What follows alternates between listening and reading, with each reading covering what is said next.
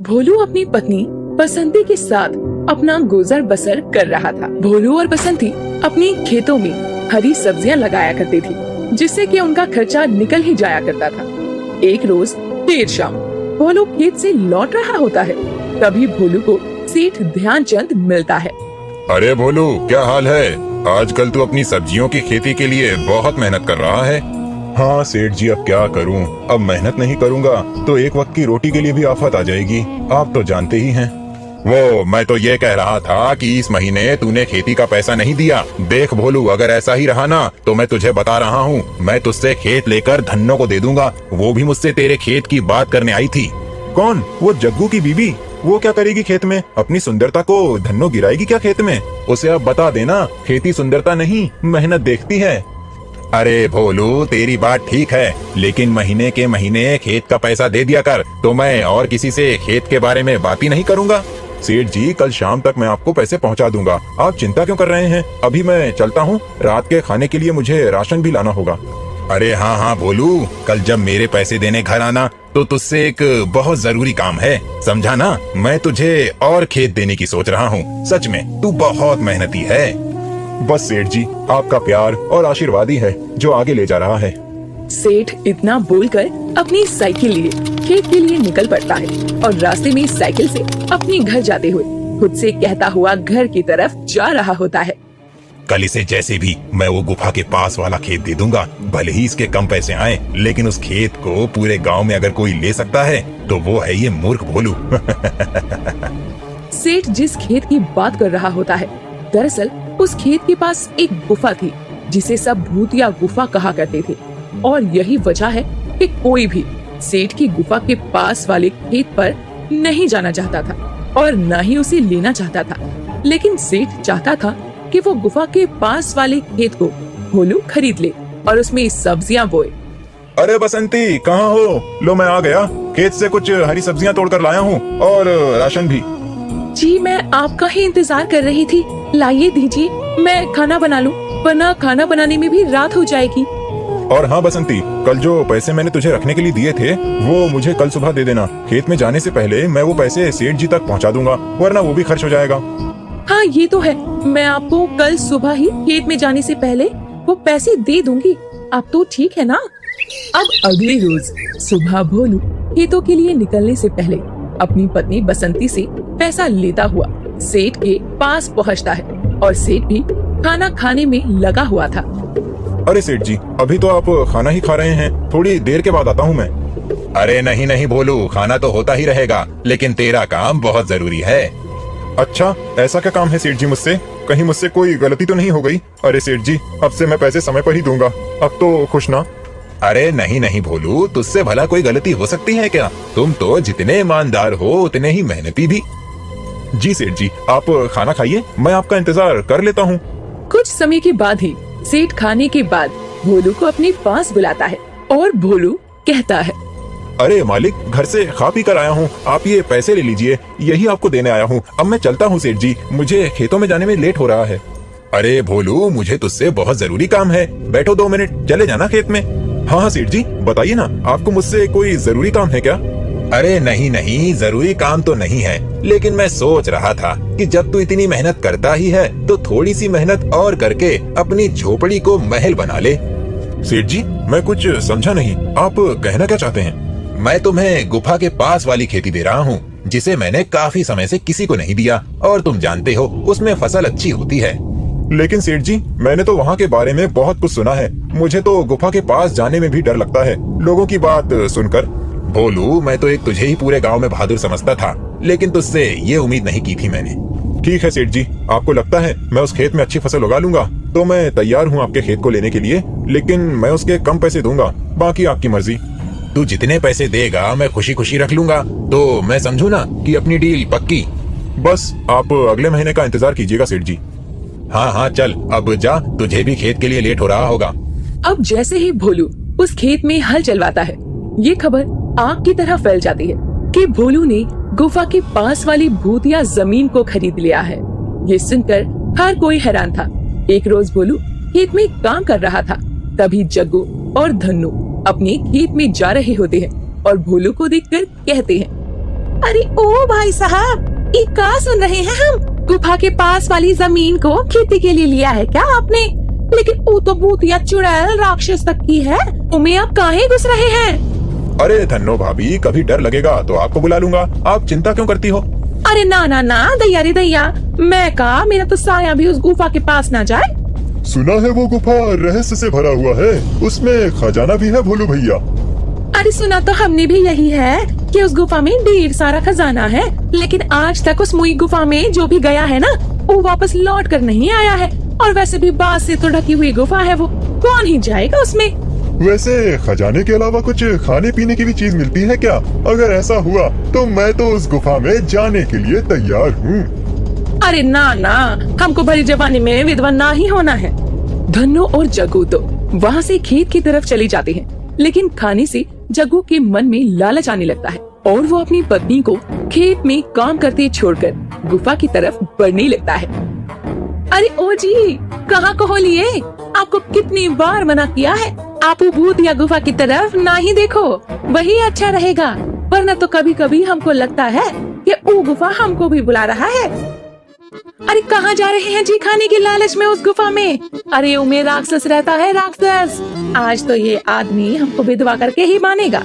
अरे सुनिए तो बहरे भटकी औलाद, इनकी ये खाने की आदत किसी दिन मुझे जरूर मरवा देगी। जग्गू धन्नो की एक भी बात नहीं सुनता और गुफा की तरफ बढ़ता चला जाता है और आखिरकार जग्गू गुफा में प्रवेश कर ही जाता है। अरे सत्यानाश हो इनका, अब तो मैं पक्का विधवा हो जाऊंगी। अरे भोलू भाई साहब, मेरे पति को बचाइए ना, वो उस मुई गुफा में चले गए। क्या सच में जग्गू उस गुफा में गया है? रुको, मैं उसे अभी लेकर आता हूँ। अब जैसे ही भोलू उस गुफा में जाता है, वो देखता है चारों तरफ सोने चांदी हीरे भरे हुए थे, लेकिन उन पर सांप बैठा हुआ था और जग्गू तो एक आईने में बैठा तरह तरह के पकवान खा रहा था। अरे जग्गू, तुम उस शीशे में कैसे गए? मुझे तुम आसपास दिख क्यों नहीं रहे हो? अरे जग्गू, बाहर तो आओ, मुझे तो कुछ भी नहीं चाहिए। हे नाग देवता, मैं तो बस अपने दोस्त को लेने आया हूँ। भोलू ये बोलता है, तभी नाग खजाने से हट जाते हैं, लेकिन जग्गू अभी भी शीशे में ही कैद था। मुझे तो गुफा और इसका रहस्य बिल्कुल भी समझ नहीं आ रहा है। कहीं लालच की वजह से इंसान इसमें कैद तो नहीं हो जाते? और जग्गू को तो बस एक ही चीज का लालच है, और वो है उसका खाना। भोलू कितनी भी कोशिश करता है, लेकिन वो अंदर नहीं जाता। कुछ समय बाद भोलू बाहर आ जाता है। अरे भाई साहब, कहाँ हैं जग्गू जी? वो बाहर काहे नहीं आए? कहीं आपके अंदर जाने से पहले वो मोटा काला राक्षस निकल तो नहीं गया? वो लालच की वजह से एक शीशे में कैद हो चुका है। ये गुफा आपकी मनचाही चीजों को पूरा करती है, बदले में ये आपको एक शीशे में कैद कर लेती है। इन गांव वालों को कहीं तुमने तो नहीं बुलाया ना? अरे हमने गांव वालों को मदद के लिए बुलाया है, ताकि वो जग्गू को इस गुफा से निकाल सके। अब गांव वालों को भोलू सारी बात बताता है। तभी धन्नो के मन में अपने मेकअप के लिए लालच आने लगता है। अरे हमरे अंदर अपने मेकअप का लालच उभरने लगा है, हम भी इस जादुई शीशे में कैद हो जाऊंगी और लपालप मेकअप करूंगी। वो कहावत है ना कि अपने पति को बचाने के लिए एक पत्नी और यम महाराज भगवान से भी लड़ जाता है। आज मैं वो करके दिखाऊंगी। अरे बहुत सारे खजाना लेकर बाहर आऊंगी, उसके बाद मेरे पास भी कोनो चीज की कमी नहीं रहेगी। चल धन्नो, हो जा शुरू। इतना सोचते ही धन्नो भी गुफा के अंदर प्रवेश कर जाती है और सब हक्के बक्के धन्नो को देखते रह जाते हैं। अरे धन्नो, कहाँ जा रही हो? अंदर जाना मौत के मुंह में जाने के बराबर है। अरे धन्नो, मेरी बात सुनो। अरे बेटा, मेरा तो कोई नहीं है, रुक, मुझे अंदर जाने दे। मुझे किस चीज का लालच आएगा? अब इस उम्र के अंदर मैं उन लोगों को छुड़ा कर लाती हूँ, मुझ पर यकीन रख। अरे मेरी बात क्यों नहीं सुन रहा कोई? इस गुफा में मन में लालच लेकर जाना मतलब मौत को बुलाना, दोनों ही बराबर है। अब शांता जैसे ही अंदर जाती है, वो चारों तरफ सोना चांदी और हीरे देखकर हैरान रह जाती है और शांता के मन में लालच आ जाता है। अरे बाप रे, इतना सारा सोना चांदी हीरा, मुझे तो विश्वास ही नहीं हो रहा। इस छोटी सी गुफा में कितना कुछ है। बाहर तो ये बांस से ढकी हुई एक खंडर की तरह लगती थी, लेकिन अंदर से तो क्या ही कहने। अब शांता की नजर पास रखे आईने पर जाती है, जिसमें जग्गू खाना खा रहा था और धन्नो मेकअप करती हुई नजर आ रही थी। बस अब शांता भी कुछ देर बाद खुद को उन दोनों के बीच पाती है। दरअसल शांता को एक पल के लिए उस शीशे के अंदर अपनी जवान प्रतिमा नजर आई थी, जब वो अपने दिनों में जवान हुआ करती थी।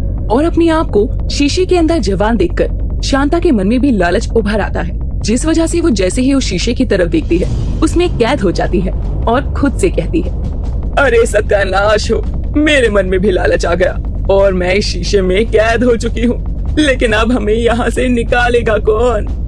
अरे यहाँ तो जिंदगी कितनी अच्छी है, जो चाहो सब मिल रहा है। अम्मा बाहर काहे जाना है, लाली लिपस्टिक लगाओ और मौज बनाओ।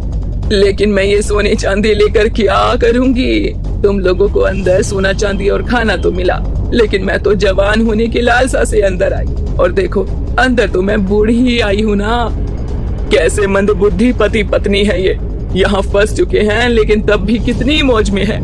अब भोलू दोबारा से गुफा में जाता है और नाग देवता के आगे हाथ जोड़ते हुए कहता है, नाग देवता, मुझे किसी भी चीज का लालच नहीं है, बस आप मेरे गांव वालों को इस शीशे से आजाद कर दो।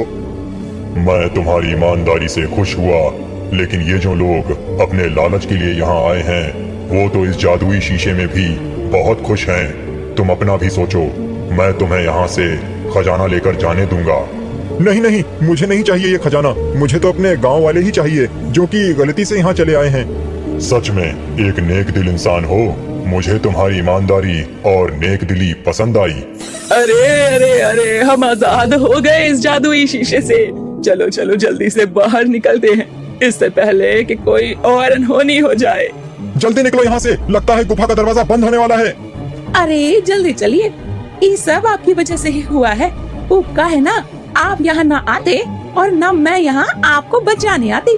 अच्छा भला खेत में काम कर रही थी, ये बात अलग है कि हम भी थोड़ी ब्यूटी बन गई यहाँ का मेकअप लगाने से। अरे मैं तो कहती हूँ भोलू, इन दोनों पति पत्नी को यहीं छोड़ जाते हैं, ये वैसे भी गांव में किसी काम के नहीं हैं।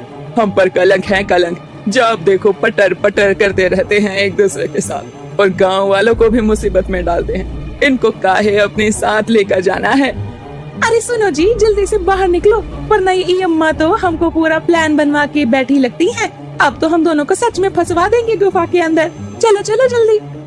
अब जैसे ही सब निकलते हैं वैसे ही गुफा का द्वार अपने आप बंद हो जाता है। जमीन से नई बांस अपने आप निकल कर आती है और गुफा को ढक देती है। सब भोलू की तरफ देख रहे थे, क्योंकि उसकी वजह से ही सालों से चल रही उस गुफा के राज का पर्दाफाश सबके सामने हुआ, जिसके बाद धीरे धीरे जमीन में कंपन होती है और वो गुफा जमीन के अंदर समा जाती है और उसके बाद वो बांस की रहस्यमयी गुफा कभी किसी को नजर नहीं आती और हमेशा के लिए हो जाती है।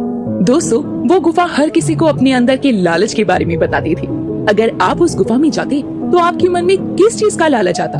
आप हमें कमेंट करके जरूर बताएं और ऐसे ही इंटरेस्टिंग कहानियों के लिए जुड़े रहिए हमारे चैनल के साथ।